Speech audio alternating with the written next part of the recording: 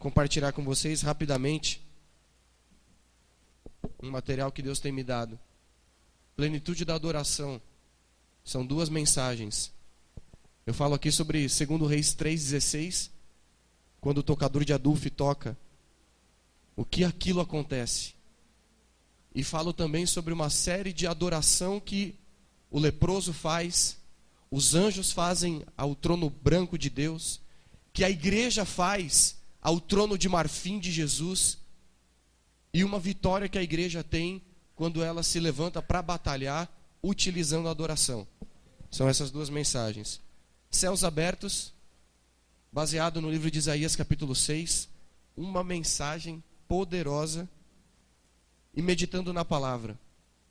Quando você medita na palavra, você tem visão, revelação e conhecimento.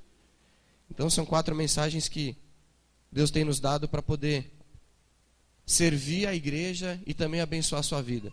Custa R$10 cada uma. Se você depois quiser ser abençoado, você quiser investir no seu ministério, eu vou estar lá para poder servir vocês, amém? Abra sua Bíblia no livro de Esther, capítulo 5. Eu quero fazer menção ao texto base desse nosso encontro, desse 9º aniversário, dessa conferência, o nome que vocês quiserem dar. De antemão eu quero dizer para você que Deus colocou uma palavra muito especial no meu coração, gente.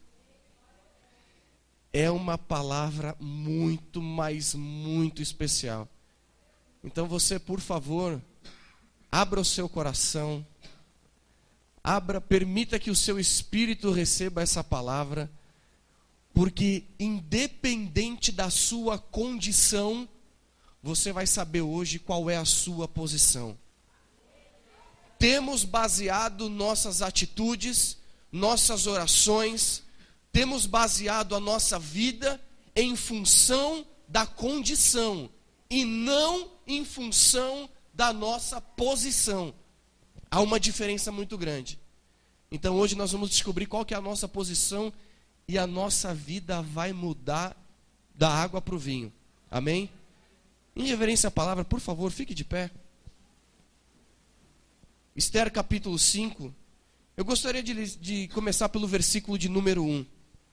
Que diz assim: ao 3º dia, Esther se vestiu de trajes reais e se pôs no pátio interior do palácio do rei, de frente do salão do trono. E o rei estava assentado no seu trono real, na sala real, olhando para a entrada. E sucedeu que, vendo o rei a rainha Esther, que estava em pé no pátio, ela alcançou o favor perante ele. E o rei estendeu para Esther o cetro de ouro que tinha na sua mão. Esther, pois, chegou-se e tocou no cetro do rei.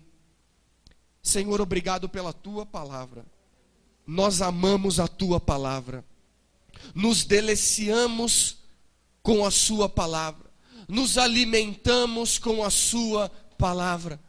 A sua palavra está no nosso coração. A sua palavra está nos nossos lábios. E nessa hora, Senhor, eu peço ao teu Espírito, doce Espírito, amigo Espírito Santo, usa a palavra que é Jesus, que é o Logos, que é o Rema, para mudar totalmente a nossa história, para abalar a nossa estrutura, e que saiamos daqui muito diferente da maneira que nós entramos.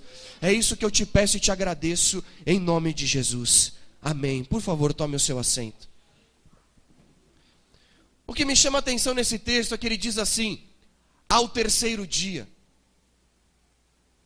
Se você for buscar, se você for cavocar como um minerador a Bíblia em busca de algumas pepitas de ouro, você vai conseguir encontrar muita riqueza.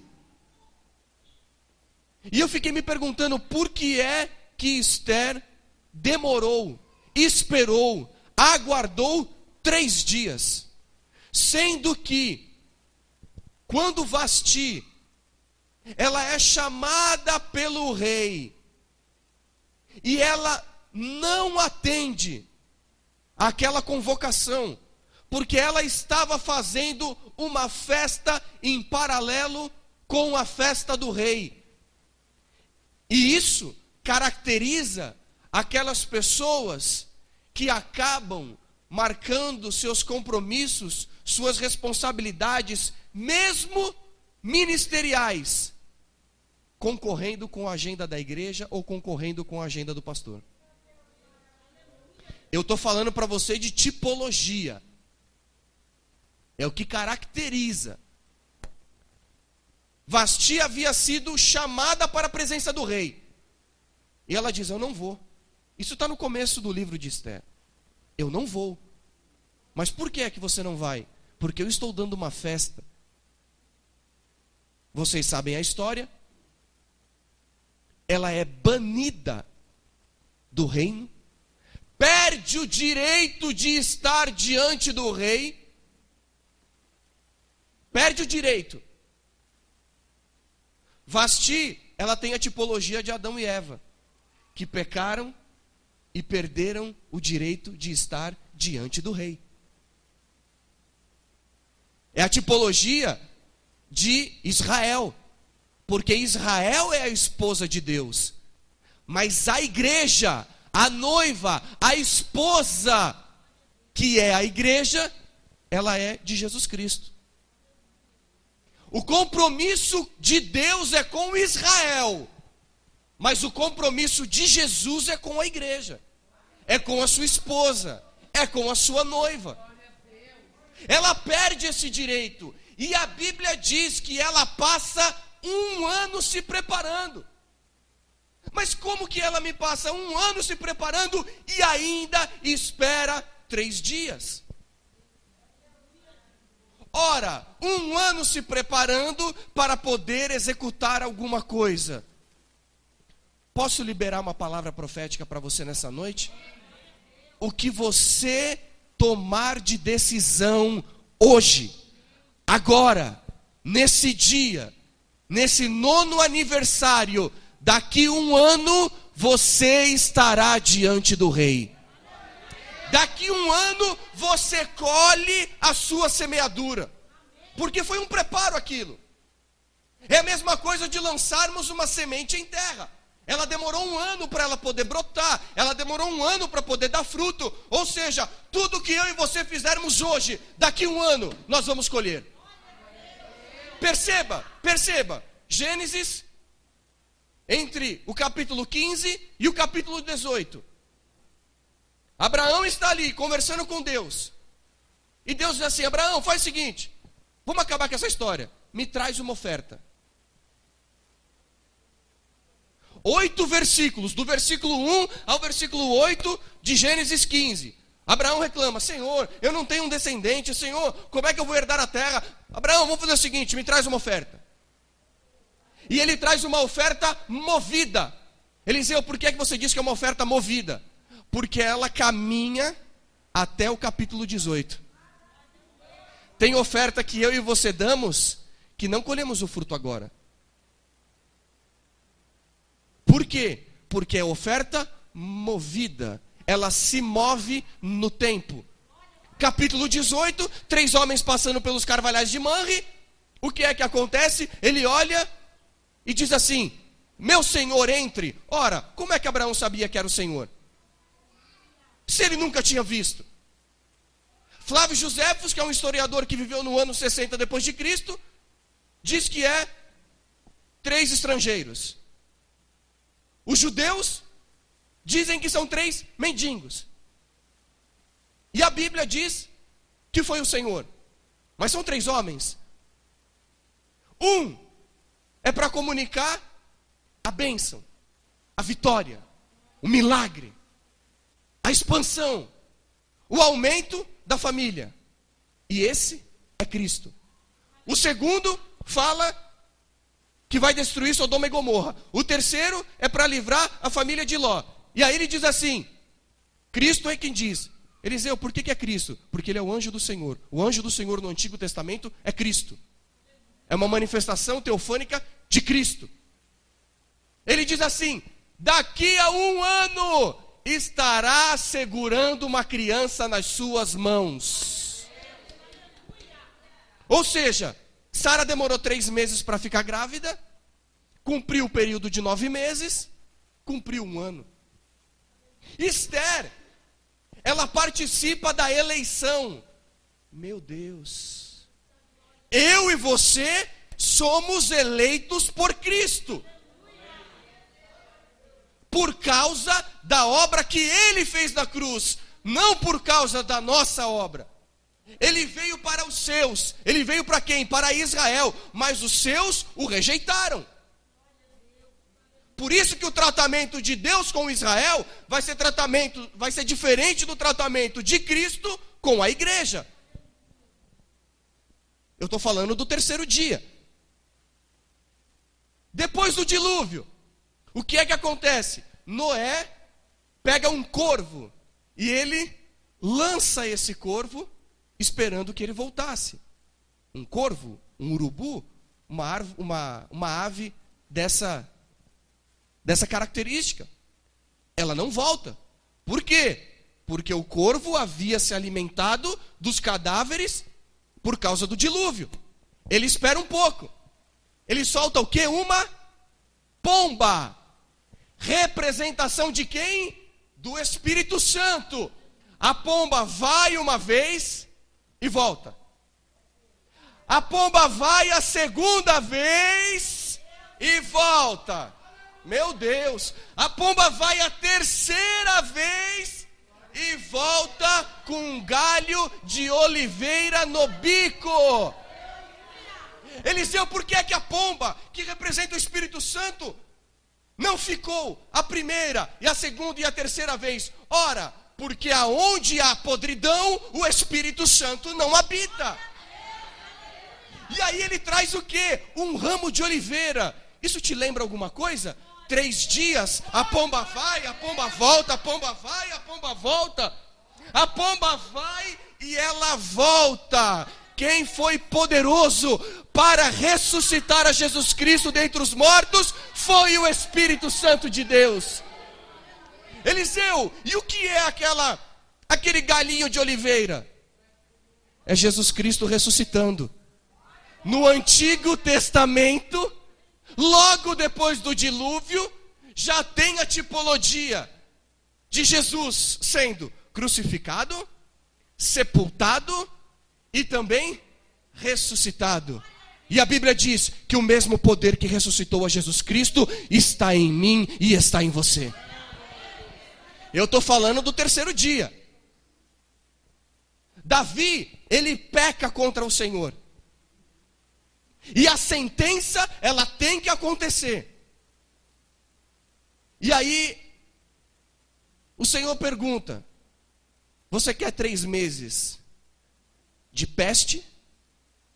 Você quer 3 meses de morte de espada? Ou você quer 3 dias na mão do Senhor? Davi escolhe 3 dias na mão do Senhor. Por que é que Esther espera esses 3 dias? Esther representa a igreja. Esther representa eu e você. E Esther aqui já entendia de graça. Pastor, Esther já sabia o que era graça. Porque ela entrou na presença do rei com confiança. Achamos que graça é o período em que nós vivemos. Deixa eu explicar para você. A graça, ela é pré-existente. A graça, ela é Jesus Cristo. Mesmo antes do mundo ser formado, a graça já existia. Mesmo antes da palavra haja luz, a graça já existia. Mesmo antes dos mares serem criados, os limites na praia serem estabelecidos, cada estrela recebeu o seu nome, a graça ela já existe. Esther sabia o que era graça.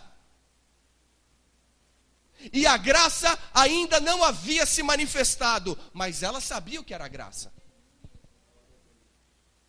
Vá lá para Hebreus, capítulo 4, versículo 16. Hebreus 4, 16.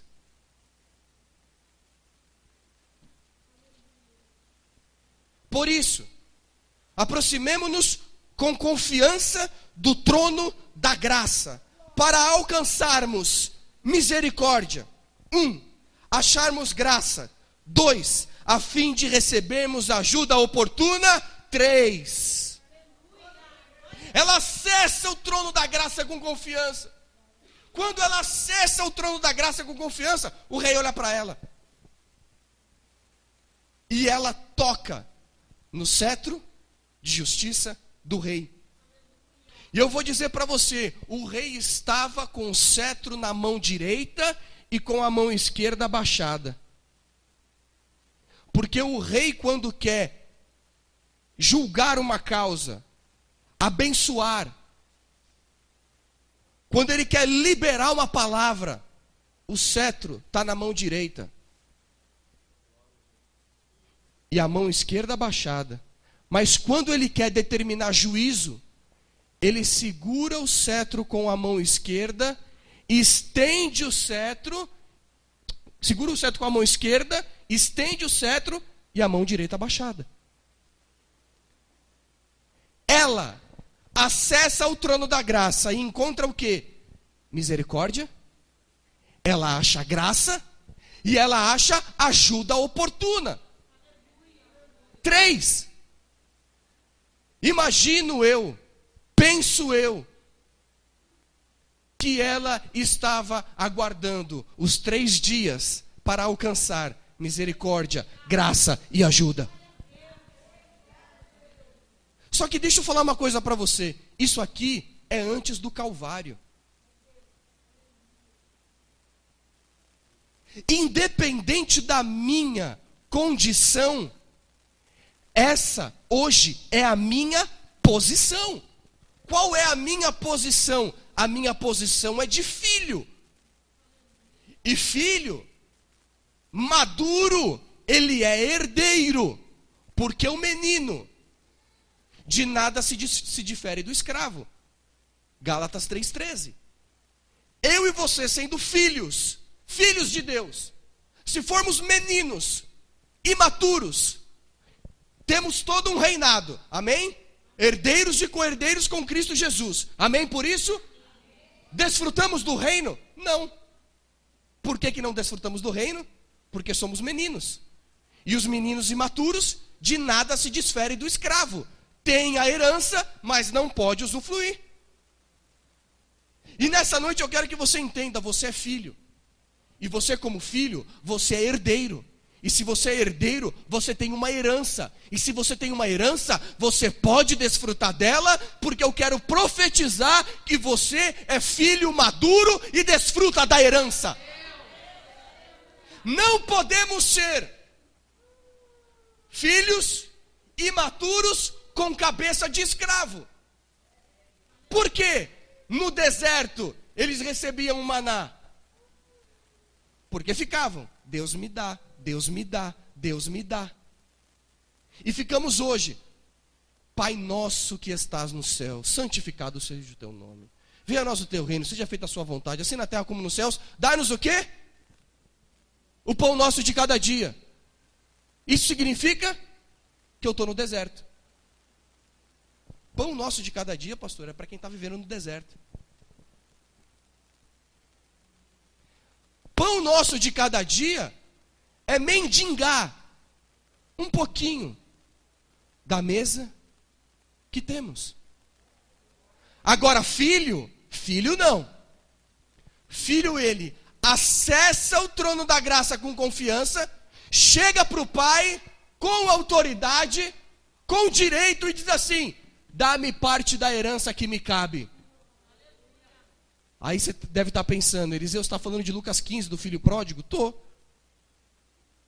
O problema do filho pródigo não foi receber a herança. O problema é que ele era menino. Ele era o caçula. Ele recebe aquela herança e ele vai gastar a sua herança com as meretrizes, com os amigos, com as prostitutas. Vai fazer festa. Mas veja, tem um pior ainda, que é o mais velho. Que quando o filho volta, diz o que para o pai? Trabalho para ti como um dos seus empregados. A palavra trabalho no grego significa sou teu escravo.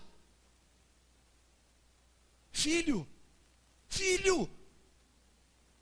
Olha como que o pai chama, filho. O que é meu é seu. Pai, eu não desfruto. O Senhor não me deu nenhum cabrito, o Senhor não me deu nenhum bezerro para poder me alegrar com os meus amigos. Filho! Filho! Abandona essa mentalidade de escravo. Tudo que é meu é seu. E nós estamos, Deus me dá, Deus me dá, Deus me dá. E Deus diz assim: eu já te abençoei com toda sorte de bênçãos espirituais nas regiões celestes em Cristo Jesus. E aí o que eu faço? Eu tomo posse disso. Eliseu, como é que eu tomo posse disso? Você declara a palavra. Porque quando você declara a palavra, o Espírito Santo materializa aquilo que você declarou. Isso eu já comentei com vocês, isso eu já ministrei ao coração de vocês. Agora,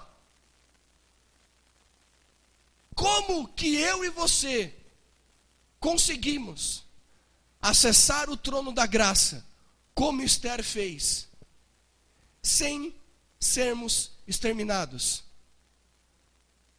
sem morrermos? Por causa da obra de Jesus. E eu e você temos uma visão muito superficial da obra de Jesus. E com a graça do Senhor eu queria falar para você essa noite sobre essa obra que Jesus realizou enquanto ele estava morto, crucificado no primeiro dia, e ele ressuscitou ao terceiro dia, porque a Bíblia diz que ao terceiro dia Esther foi ter com o Senhor. Vá lá para Mateus capítulo 26.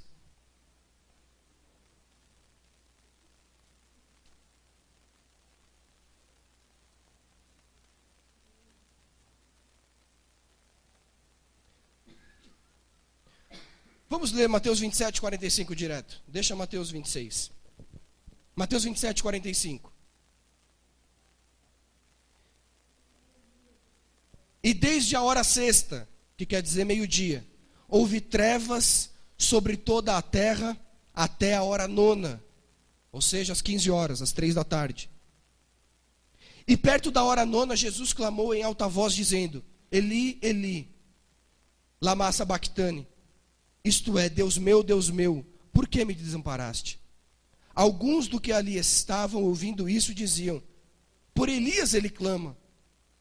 E logo correu um deles, tomou uma esponja, e ensopou com vinagre, e pondo-a numa cana, dava-lhe de beber. Os outros, porém, diziam: deixe-o, vejamos se Elias vem salvá-lo. E o outro tomou uma lança e furou o seu lado, e saiu o quê? Água e sangue. Deixa eu só fazer um comentário com você, vou fazer um parênteses, depois eu volto. Quantos dias Adão dormiu? 3. Onde é que o Senhor fez uma incisão do seu lado? Ele tira uma costela. Faz o que? Uma mulher. Ao terceiro dia, o Senhor Jesus está crucificado. Um dos guardas fura o seu lado. Sai água e sangue. E quem nasce aqui? A igreja. Lavada na água da palavra e purificada no sangue de Jesus. Eu estou falando do terceiro dia. Fecha parênteses. E Jesus, bradando novamente com grande voz, entregou o seu espírito. E eis que o véu do santuário se rasgou em dois, do alto a abaixo. A terra tremeu e as pedras se fenderam. Os sepulcros se abriram. E muitos corpos de santos que tinham dormido foram ressuscitados. E saindo dos sepulcros, depois da ressurreição dele, entraram na cidade santa e apareceram a muitos. Ora, Jesus havia morrido. Jesus foi crucificado. Ele entrega o quê? o seu espírito para Deus. O seu corpo está onde? Na cruz. E a alma de Jesus, aonde é que está? O que é que a alma de Jesus foi fazer? Nós estamos falando sobre ao terceiro dia. O que é que a alma de Jesus foi fazer?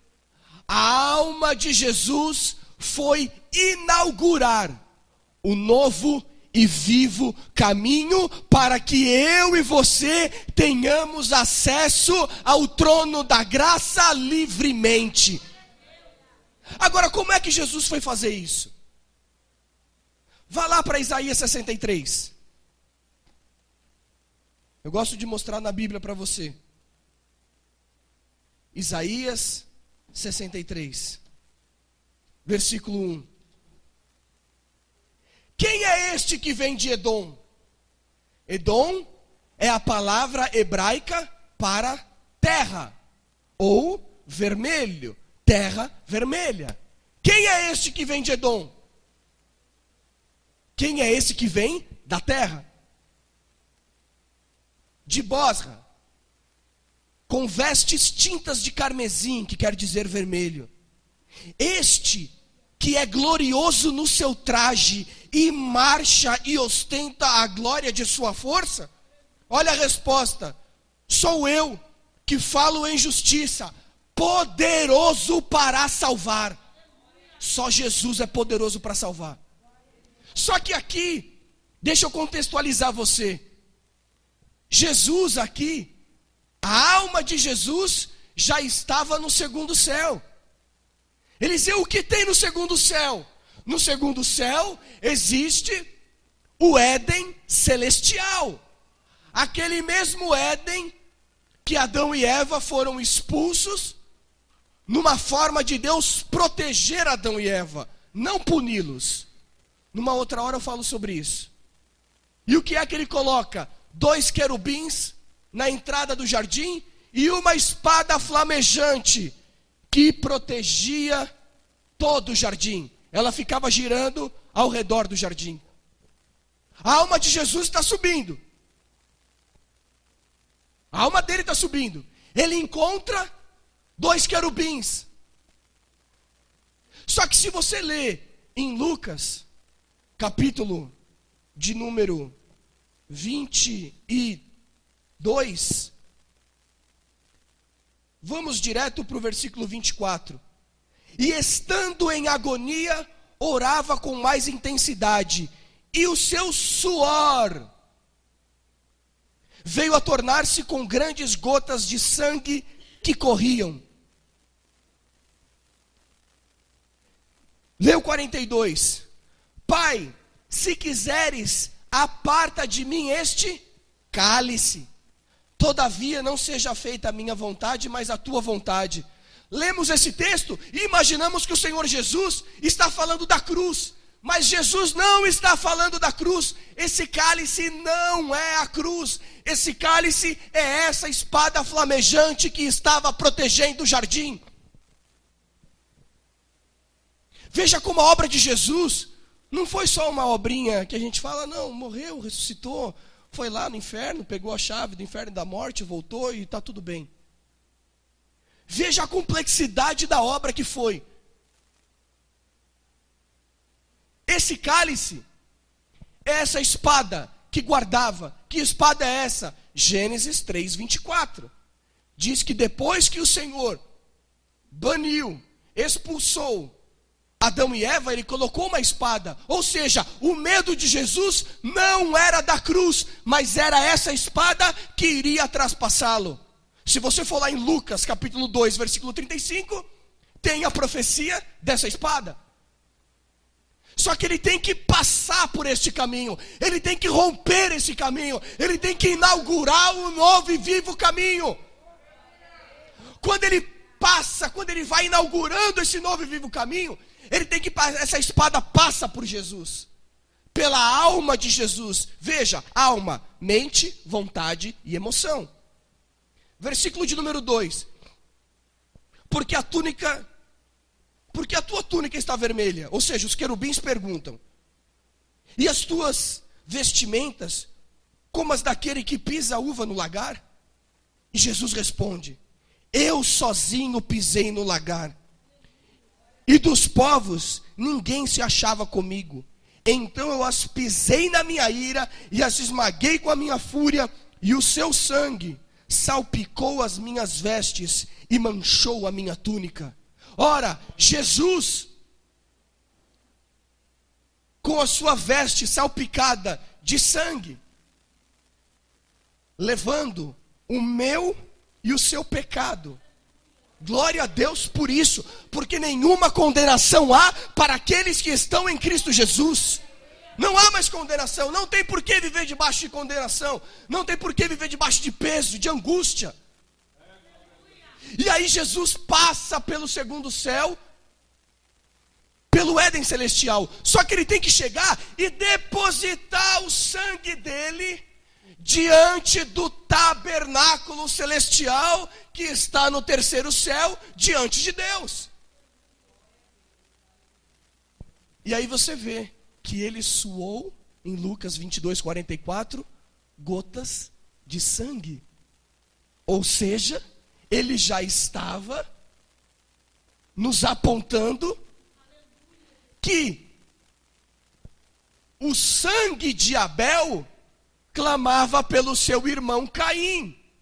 Por isso que ele soa gotas de sangue e cai na terra. O sangue de Jesus hoje clama, cobre, abençoa, justifica, santifica toda a humanidade.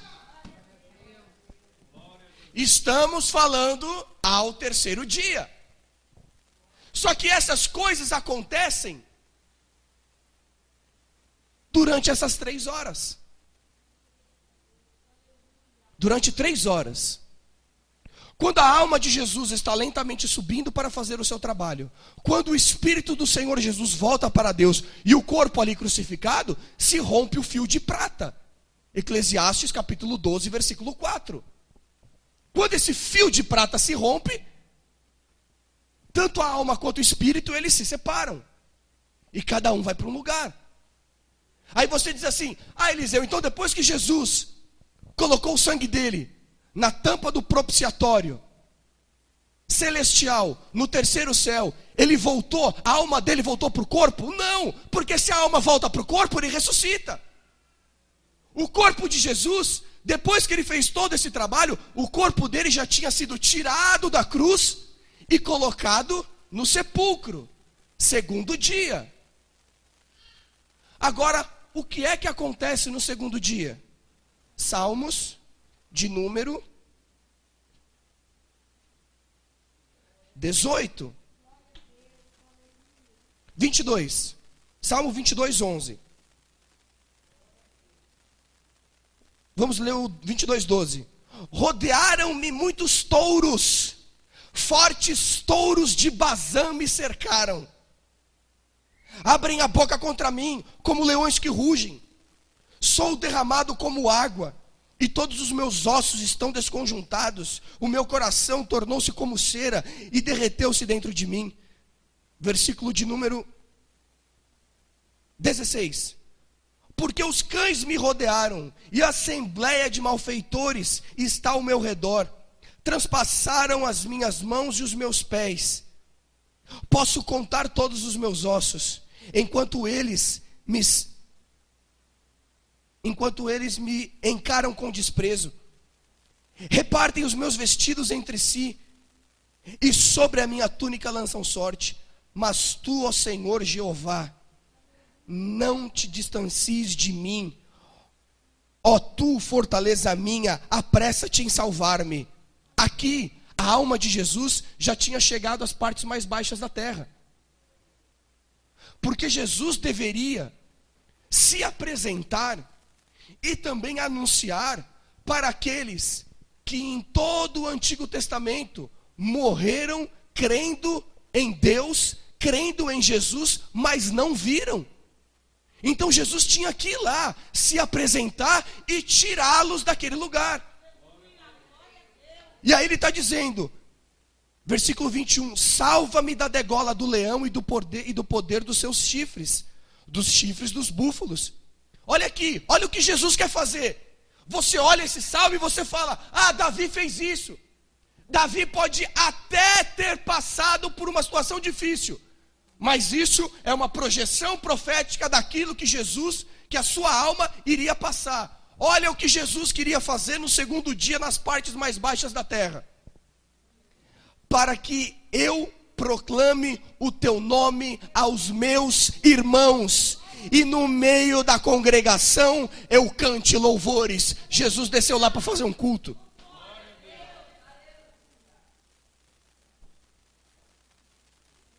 Ele diz,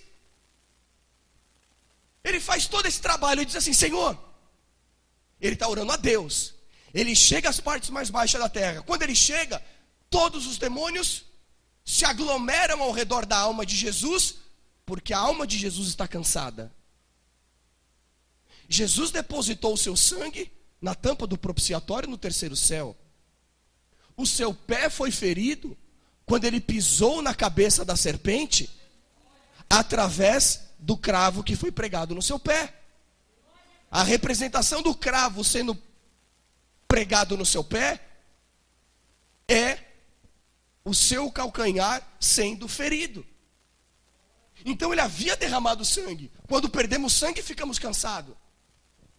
E ele está cansado, mas ele está clamando: Senhor, livra-me. Fortes touros de Bazã me cercaram. Só que quando Jesus chega para tomar a chave do inferno e da morte da mão do diabo, o diabo não está lá. O diabo está junto com a morte no sepulcro aonde Jesus estava, tentando procurar algo que possa invalidar a sua morte. Depois você lê em casa o capítulo 17 do livro dos Salmos, e você vai entender ali a autópsia que o diabo e a morte tentam fazer do corpo de Jesus. Eles começam a vasculhar. Eles vasculham tudo, pastor. Vasculha a mente, vasculha o órgão genital, vasculha o joelho, os pés, as mãos, o coração. Eles tentam encontrar no corpo de Jesus alguma atitude que não tenha sido validada por Deus. Alguma conduta. Jesus foi santo, Jesus não pecou. Então a morte não conseguiu. A morte, o diabo, dizendo um para o outro: o tempo está acabando. A gente tem que procurar alguma coisa que possa invalidá-lo. Por quê? Porque deveria ser um cordeiro sem mancha, sem mácula, perfeito. E ele foi, e ele é, e sempre será perfeito. Só que, quando nós oramos, tem um lado bom dessa história. Quando nós oramos, o Senhor Deus responde. Cadê a resposta da oração de Deus acerca da oração de Jesus? Vamos lá para o Salmo 18. Salmo 18. Vamos começar ali. Versículo 1. Eu te amo, ó Senhor Jeová, fortaleza minha. O Senhor Jeová é a minha rocha, o meu castelo forte, o meu libertador. O meu Deus é a minha fortaleza, em quem eu me refugio, o meu escudo, o chifre da salvação, o meu baluarte. Invoco o Senhor Jeová, digno de ser louvado, e serei salvo de quem? Dos meus inimigos. Ligaduras de morte me rodearam, e torrentes de Belial me aterrorizaram. Ele tinha descido as partes mais baixas. Os demônios tinham cercado Jesus. Cordas do Sheol, que quer dizer morada dos mortos, me rodeavam, e ciladas de morte estavam preparadas para mim. Na minha angústia, invoquei ao Senhor Jeová, gritei por socorro ao meu Deus, e desde o seu santo templo, Ele escutou a minha voz, o meu clamor chegou aos seus ouvidos. Opa, peraí, a oração de Jesus foi ouvida, a angústia da sua alma, diante daqueles demônios, foi ouvida. Versículo de número 7. A terra foi comovida e tremeu, os fundamentos dos montes se estremeceram e se partiram, porque ele se enfureceu. Quem se enfureceu? Deus havia se enfurecido. Gente, eu acho esse salmo algo fantástico. Fantástico. Olha isso. e das suas narinas subiu fumaça, e pela sua boca manava um fogo consumidor, flamejando e reluzindo diante deles. E ele baixou os céus e desceu em densas trevas, e trevas haviam debaixo de seus pés. Ele montou em um dos querubins e empreendeu voo. Sim, planava sobre as asas do vento. Versículo 13: Então o Senhor Jeová trovejou nos céus, e o Altíssimo levantou a sua voz, e houve saraivas e brasas ardentes. Disparou setas. Meu Deus, você consegue imaginar isso? Será que a sua mente, a nossa mente limitada, consegue ver essa cena? O sangue de Jesus vertido naquela cruz, depositado na tampa do propiciatório, no terceiro céu. E aí o efeito daquele sangue,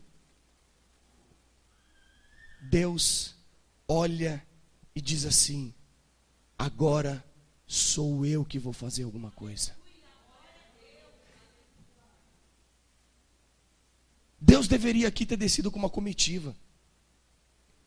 Só que os querubins ficaram tão desnorteados que ele pegou um dos querubins só lá, um anjo só lá, pastor Roberto. E ele montou nas asas do vento e falou assim: eu vou descer para livrá-lo.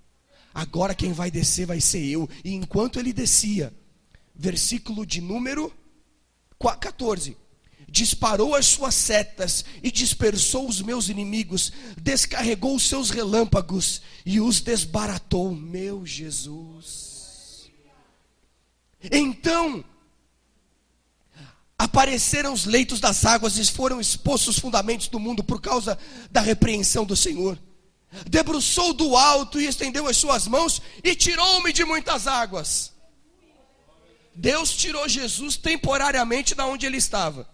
Livrou-me de um forte inimigo e dos que me aborreciam, pois eram mais fortes do que eu. Anteciparam-se para enfrentar-me no dia da minha adversidade, mas o Senhor Jeová foi o meu Salvador. Trouxe-me para um lugar espaçoso e livrou-me, porque ele se agradou de mim. Sabe aquela situação difícil que você está, ou no trabalho, ou em casa, ou na rua, que você diz assim: vou lá orar um pouquinho e já volto? Quem já fez isso? Só eu fiz isso?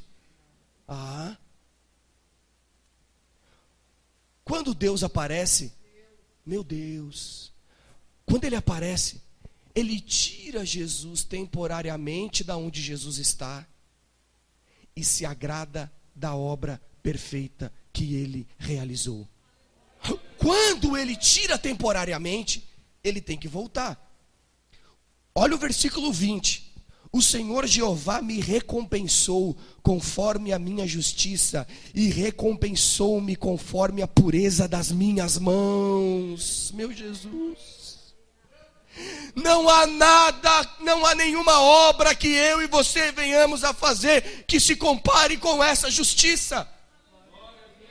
Eu tenho visto crente tentando agradar a Deus, fazer alguma coisa para ser mais abençoado ou menos abençoado, tentar fazer alguma coisa para ser mais amado ou menos amado. Meu irmão, a obra que Jesus já fez é completa, é suficiente. E quando Deus olha para você, Ele te olha através de Jesus, não é das suas mãos. Quando Ele olha para mim e para você, você sabia que Deus não te enxerga? Deixa eu dizer isso para você. Deus, Ele não te enxerga. O que Ele enxerga é Jesus em você. Se Ele responde a sua oração, não é porque você é bonito, não é porque você é bonita, mas é por causa de Jesus, não por causa de você. E olha aqui, Jesus foi recompensado. Deus tira Jesus um pouquinho, Ele tira um pouquinho e fala assim: Jesus, só um pouquinho, deixa eu tirar você de onde você está, deixa eu te recompensar, deixa eu te abençoar, deixa eu te fortalecer. Oh, aleluia. E aí versículo de número 21, 24, Por isso o Senhor Jeová me recompensou conforme a minha justiça, segundo a pureza das minhas mãos, perante os seus olhos. Pois contigo triunfo contra esquadrões, pois com meu Deus salto muralhas.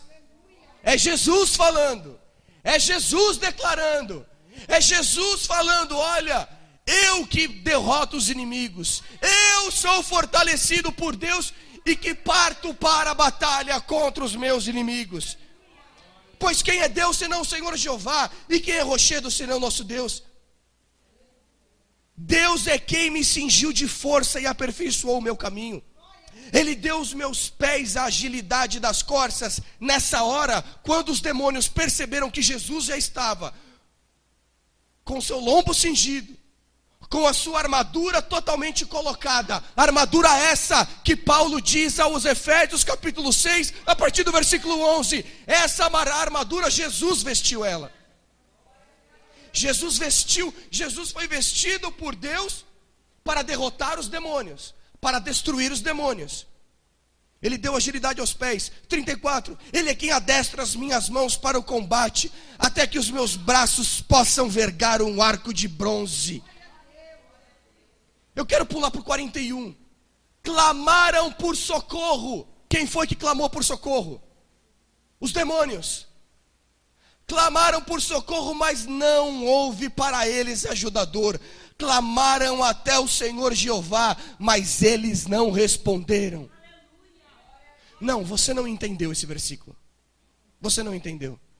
Os demônios foram pedir clemência, misericórdia ao Deus Todo-Poderoso, mas ele não ouviu.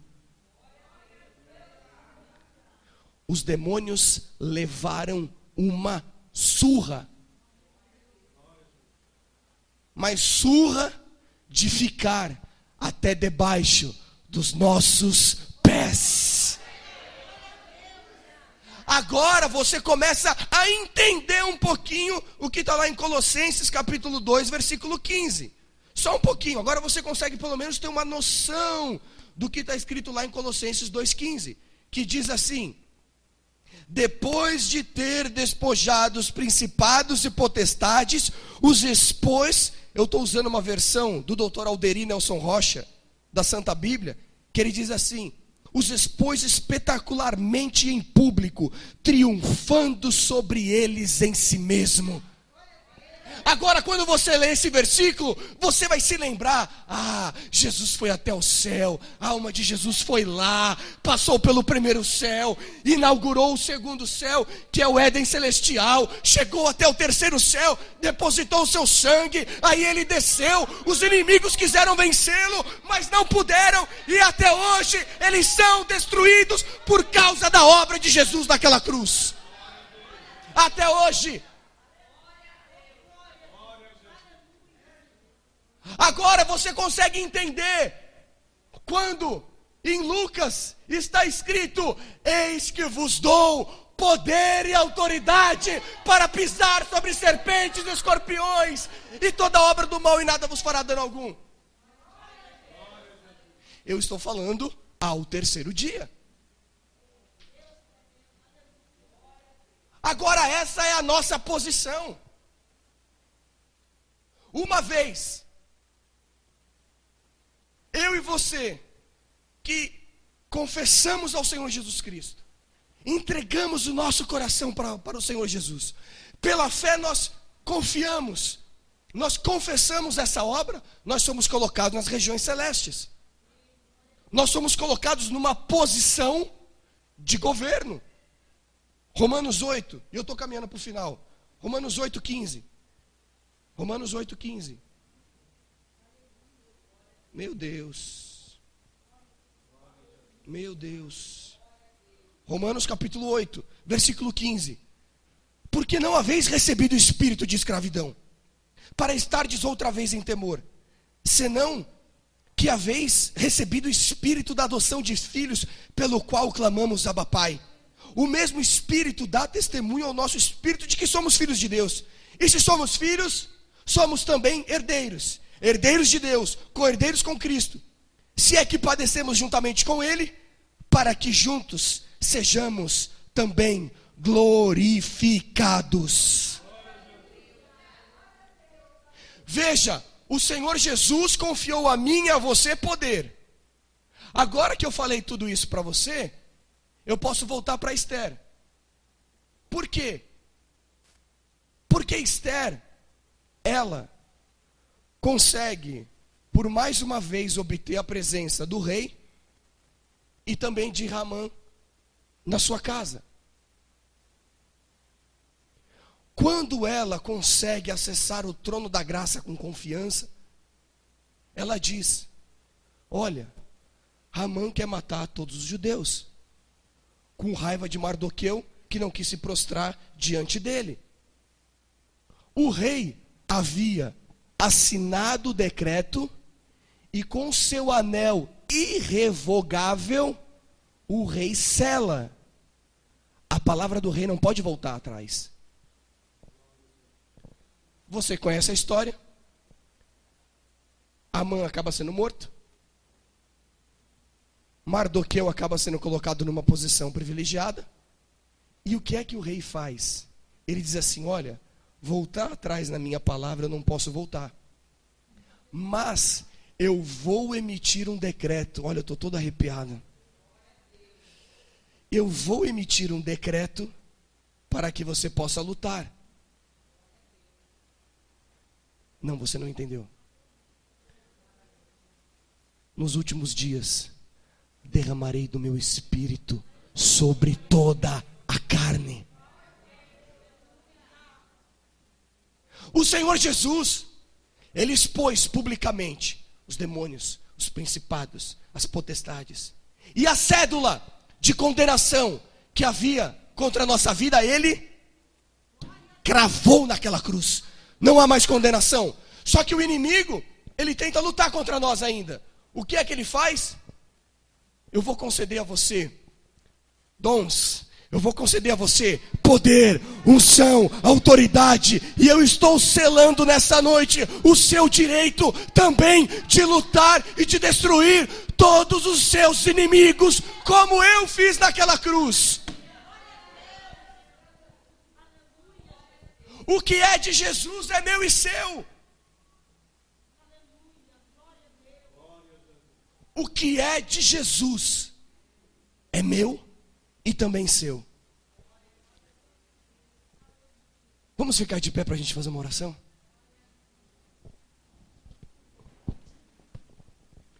Agora que você entendeu a obra que Jesus fez, Jesus ali ao terceiro dia ele ressuscita. Quando ele ressuscita, ele fica ainda mais 40 dias sobre a terra. Nesses 40 dias, todos aqueles que ressuscitaram com ele sobem com Jesus. E aí você vai ler lá em Apocalipse capítulo 5, versículo 12. Ele diz assim. Apocalipse 5, versículo 12. Versículo 11. E olhei, e ouvi a voz de muitos anjos ao redor do trono, e dos querubins, e dos anciãos, e a multidão de anjos era de miríades, e clamavam com grande voz, dizendo: digno é o Cordeiro, que foi imolado, de receber, preste atenção na declaração, 1, poder, 2, riqueza, 3, sabedoria, 4, fortaleza, 5, honra, 6, glória, 7, louvor. Isso aqui é uma adoração da igreja, reconhecendo os 7 atributos de Deus. Por que é que a igreja consegue reconhecer isso? Deixa eu dizer para você, tudo isso aqui que eu acabei de ler é o que você tem, é o que você é. Você é rico. Você podia ter dado um amém, você perdeu uma oportunidade de dar um amém muito poderoso. Você é sábio. Há a fortaleza do Senhor na sua vida. Há louvor em você, há glória em você. Tudo que nós reconhecemos na divindade é porque nós recebemos da divindade. Eu e você só conseguimos dar a Deus aquilo que nós recebemos de Deus. Aí você vai lá para o Salmo 24, que segundo a obra perfeita da mão de Jesus, os anjos começam Levantai, ó portais eternos. Ah, levantai para que entre o Rei da Glória. Quem é o Rei da Glória? O Senhor forte e poderoso. Ele é o Rei da Glória, poderoso em batalhas. Só que é o seguinte, esse texto também é válido para mim e para você. Quando nós subirmos, os anjos vão dizer assim: levantai, ó portais eternos. Para quê? Para que entre a igreja gloriosa, vitoriosa, conquistada naquela cruz. Você é a igreja. Amém? Dê uma salva de palmas ao Senhor Jesus, por favor. Meu Deus. Aleluia. Você pode misturar isso com um brado de júbilo. Porque você encontrou graça, ajuda no momento oportuno e misericórdia diante do trono da graça. Glória ao Senhor Jesus.